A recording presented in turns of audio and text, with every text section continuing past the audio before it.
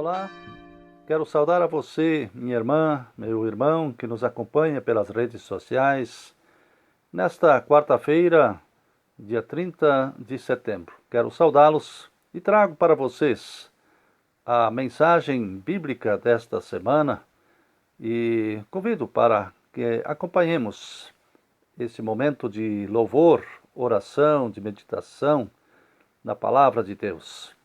Assim, finalizando este mês de setembro, mas já iniciando com esperança um novo mês. O mês de outubro está também pela frente. Então, quero te convidar para esse momento. Vamos iniciar ouvindo o primeiro hino.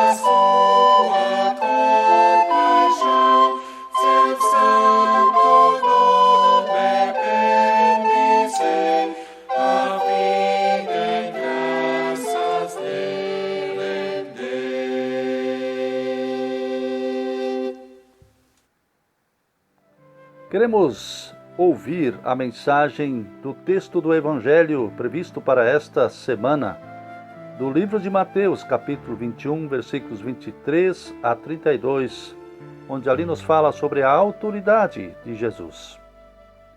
Jesus chegou ao templo e, quando já estava ensinando, alguns chefes dos sacerdotes e alguns líderes judeus chegaram perto dele e perguntaram: "Com que autoridade você faz essas coisas? Quem lhe deu esta autoridade?" Jesus respondeu: "Eu também vou fazer uma pergunta a vocês. Se me derem a resposta certa, eu direi com que autoridade faço essas coisas. Respondam: quem deu a autoridade a João para batizar? Foi Deus ou foram pessoas?"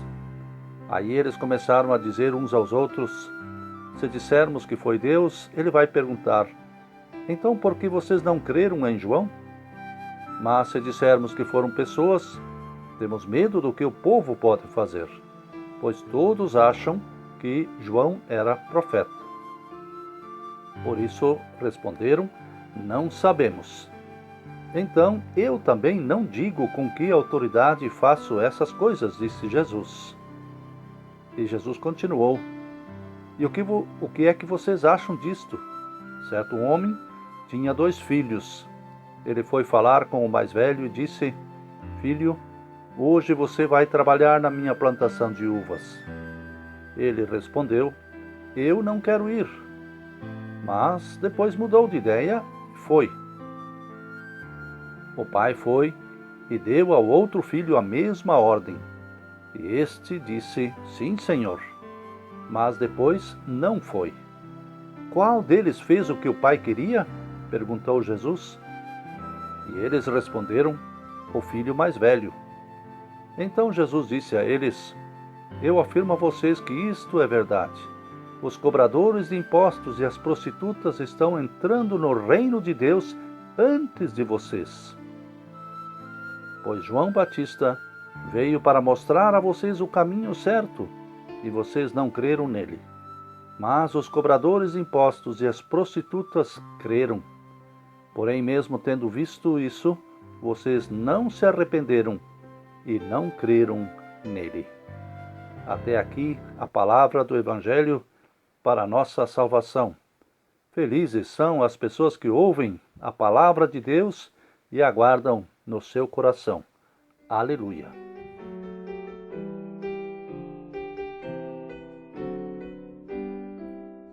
Aleluia, aleluia, aleluia, aleluia, aleluia, aleluia, aleluia, aleluia.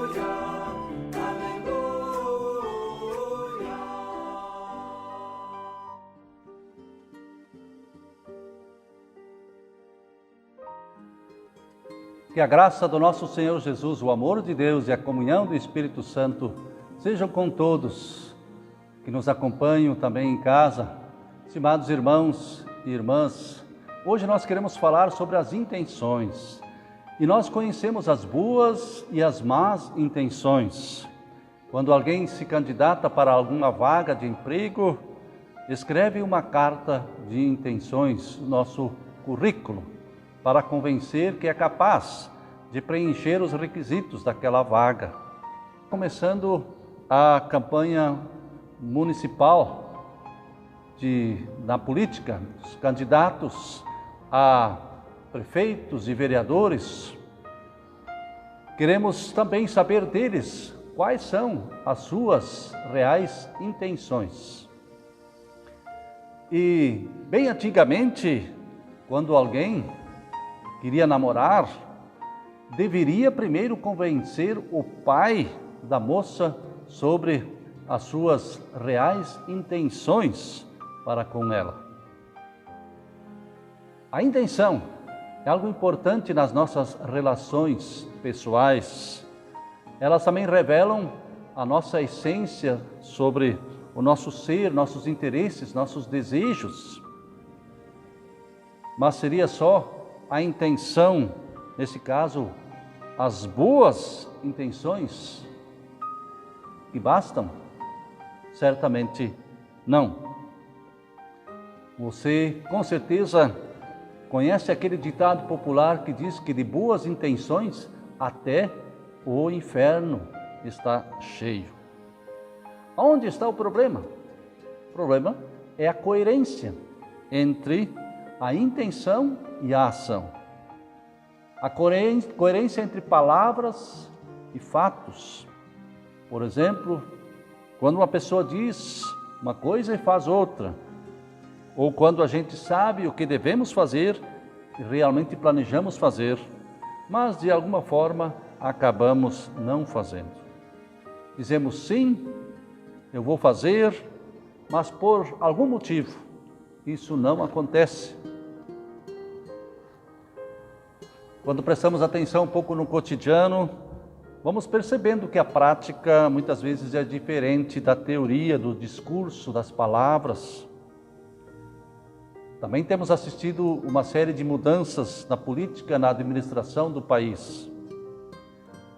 Parece que o vírus da corrupção está difícil de combater. E pessoas tidas como acima de qualquer suspeita demonstram que também não estão imunes e sucumbiram diante deste vírus. O que é comum a elas? O que acontece? Todos prometeram honestidade e lisura no exercício de seus cargos, na condução da coisa pública, mas na prática fizeram o contrário.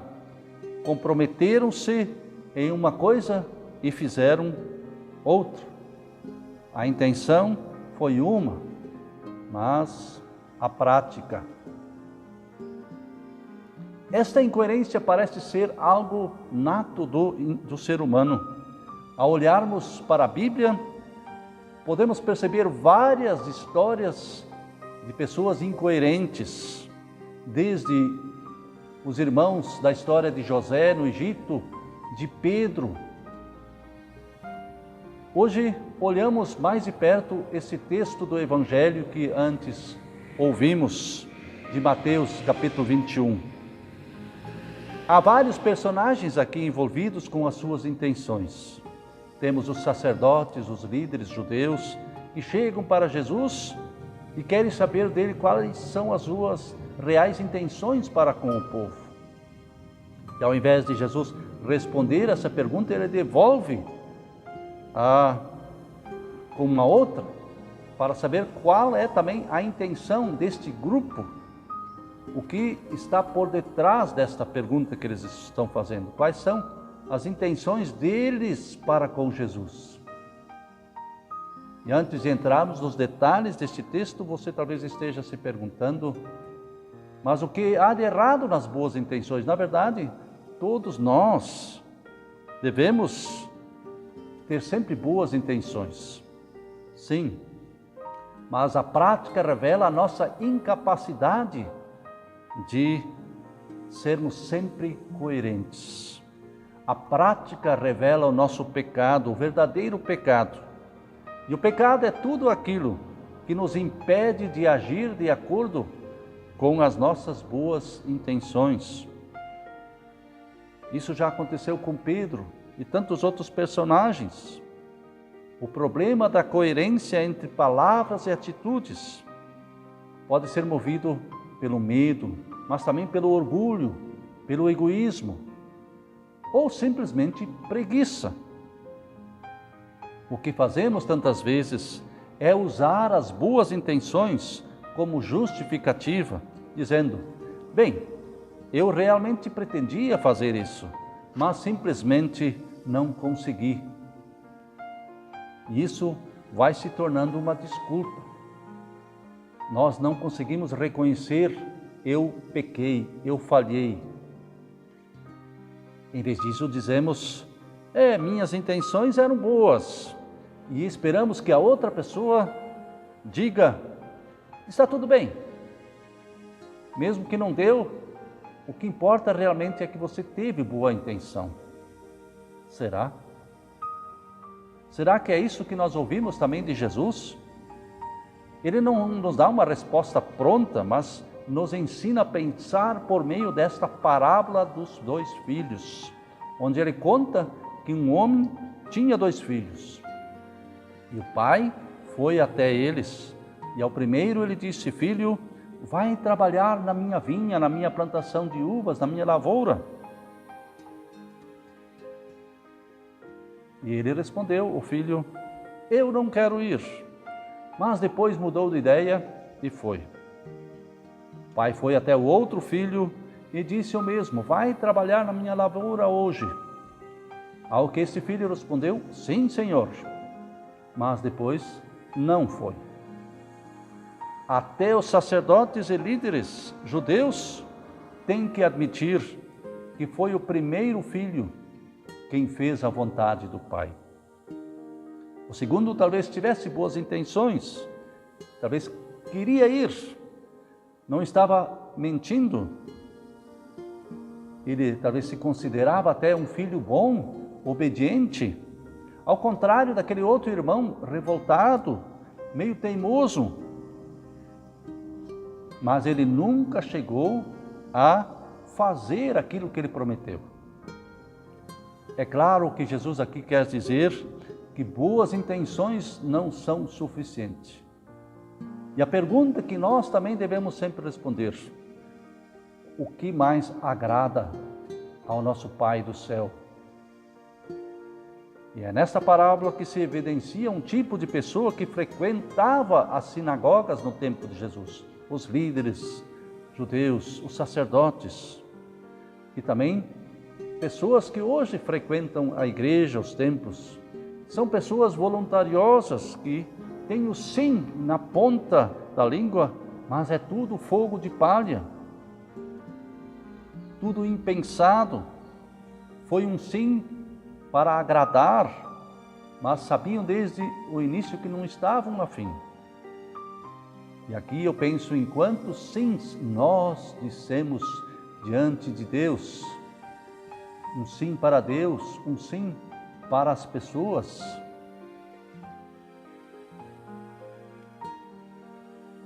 Mas cumprimos com esse sim? Pessoas que dizem sim, mas a prática da fé não acontece. E a vida cristã é feita de uma fé prática, que se mostra na prática.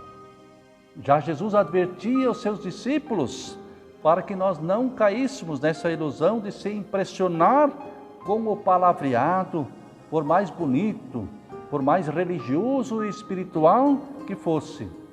É pelos frutos que se é conhecido o cristão. E nós lembramos este ano o tema da igreja, de viver o batismo. Eu quero que vocês vão e deem frutos, é o lema também, dar frutos. Esta é a verdadeira vontade do Pai. Enquanto um se prontifica imediatamente dizendo sim, Senhor, mas não move uma palha, o outro está decidido, não quero, mas pensa melhor e muda de ideia e vai trabalhar. Com que intenção? Ele disse não e mudou de ideia. O que aconteceu? Porque ele resistiu no início. Onde nós podemos identificar este filho em nossa vida nos dias de hoje, estimado irmão e irmã? Que tipo de filho nós somos? Ou filha? Esse filho é muito interessante.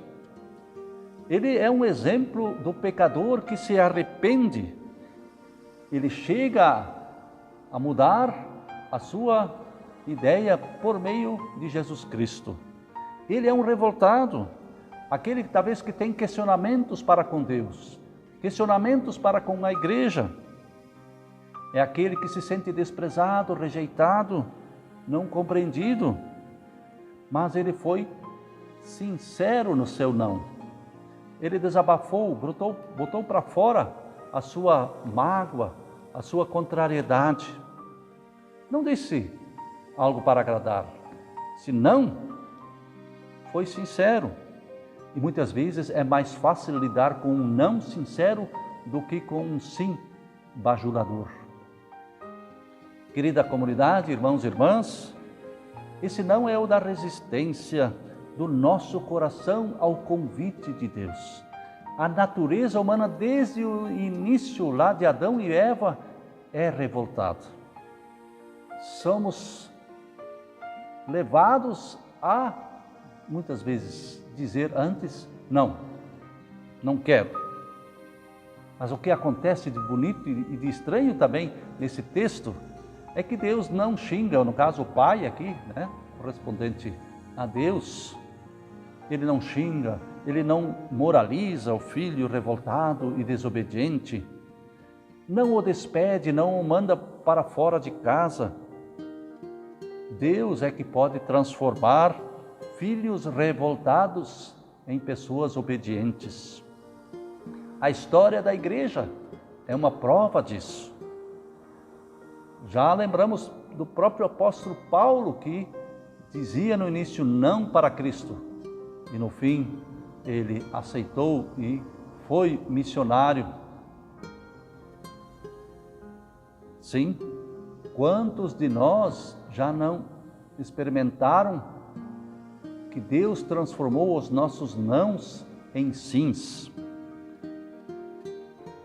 Não quero saber das coisas da igreja, não quero saber do caminho de Deus, da fé. Mas hoje mudamos de ideia. Hoje dizemos, sim, eu quero, eu preciso. Deus pode contar comigo, eu vou. É Deus quem nos convence o coração duro e fechado. E Deus é quem perdoa também os filhos revoltados que dizem não quero. Deus se alegra com o nosso arrependimento quando nós mudamos as nossas intenções e vamos nos dispor a ajudar a trabalhar na lavoura de Cristo. O que aconteceu com esse filho foi um milagre. O milagre do Espírito Santo de Deus que transforma o ser humano, transforma e muda a resistência interna para a vontade de Deus. No interior desperta-se a fé, que vai além das boas intenções, que quer mudar, que quer obedecer, que percebe que é bom, que é importante fazer o trabalho no reino de Deus. Estimados irmãos e irmãs, Jesus foi obediente a Deus até o fim. E é Ele que nos ensina que Deus nos continua convidando a cuidar da sua vinha, a nos engajar neste mundo que é dele, que ele criou e precisa ser cuidado. Todos os filhos e filhas são convidados, mas Deus não força, não impõe cargas.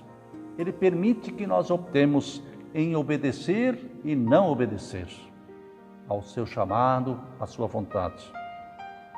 E não nos cabe aqui julgar as pessoas, nem achar que porque nós dizemos sim, já estamos agradando a Deus, e que aquele que disse não está condenado e devemos rejeitar.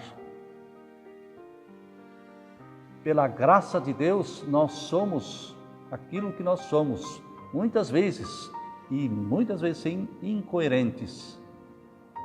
Ora dizemos sim e não fazemos, outras vezes dizemos não e mudamos de ideia e fizemos. Sim, nós todos estamos diariamente no processo de transformação, de melhorar a nossa vida, de santificação pelo agir do Espírito Santo.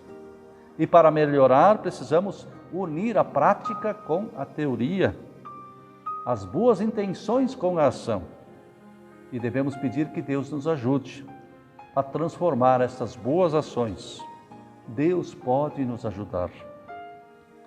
Ele quer tornar desejosos e capazes de obedecer.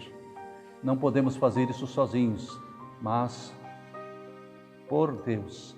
É pela fé que devemos sempre amar e respeitar a Deus. E o meu coração me leva a fazer e a querer ser um filho, uma filha obediente e a ajudar a cuidar das coisas de Deus, a trabalhar pela paz, por um mundo justo e mais humano, me empenhar pela preservação e o cuidado da criação de Deus, pela união na família, união na comunidade, enfim, eu quero espalhar sorrisos, amor, eu quero servir a Deus com aquilo que posso, com as minhas forças, com o meu tempo, com o meu dinheiro. Você crê nisso? Eu desejo que Deus seja contigo. Ele sempre está esperando por ti e por mim, por cada um de nós na comunidade. E que Ele sempre te anime a dizer sim, a fazer aquilo que Ele espera. Que assim Deus seja contigo com a sua paz, hoje e sempre. Amém.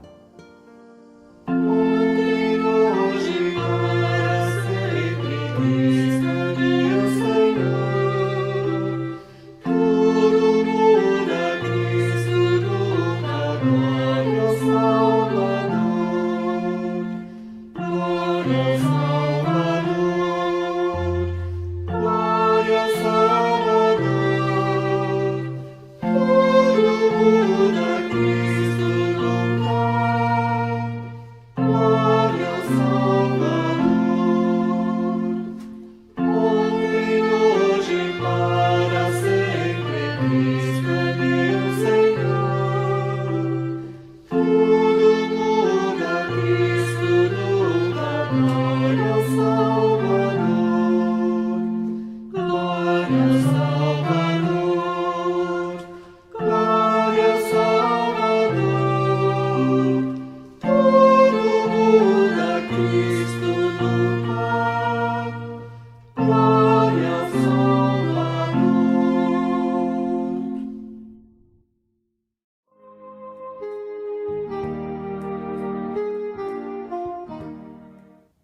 Senhor nosso Deus, nós te agradecemos por esse momento que podemos refletir sobre a Tua Palavra.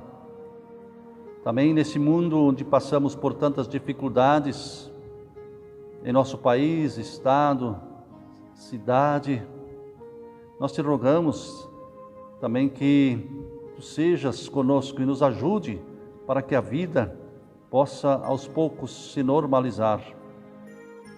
Ó Deus, que sejamos Teus seguidores e seguidoras ouvindo a Tua ordem, que o nosso sim seja também sincero, coerente com as nossas atitudes. Dá-nos que nos deixemos guiar por Ti cada dia. Capacite-nos, Senhor, a amar, a Te servir com os nossos dons e nossas capacidades. Ó Santo Espírito, tem compaixão dos que estão sofrendo, dos que estão doentes, dos tristes, dos deprimidos. Ó Senhor, seja de maneira muito especial com os nossos doentes. E aqui rogamos de maneira muito especial pela vida e pela saúde do seu Fila, que Tu possas estar com ele e com cada pessoa com que nós nos preocupamos. Estenda, Senhor, a Tua mão poderosa e o Teu manto curador para com elas. Oramos agradecidos também, Senhor, por cada vida, cada pessoa, membros, amigos que nesta semana completaram mais um ano de vida ou de matrimônio. Abençoa e cuida delas também. Agora fica conosco, Senhor, nesse restante de dia e nesta nova semana. E tudo o que mais nos move, nós colocamos na oração que Tu nos ensinaste, dizendo: Pai nosso que estás nos céus, santificado seja o Teu nome. Venha o Teu reino, seja feita a Tua vontade, assim na terra como no céu. O pão nosso de cada dia nos dá hoje, e perdoa-nos as nossas dívidas, assim como nós também perdoamos aos nossos devedores. E não nos deixes cair em tentação, mas livra-nos do mal, pois Teu é o reino, o poder e a glória, para sempre. Amém. Que o Senhor te abençoe e te guarde, que o Senhor faça resplandecer o seu rosto sobre ti e tenha misericórdia de ti. O Senhor sobre ti levante o seu rosto e te conceda a sua paz. Amém.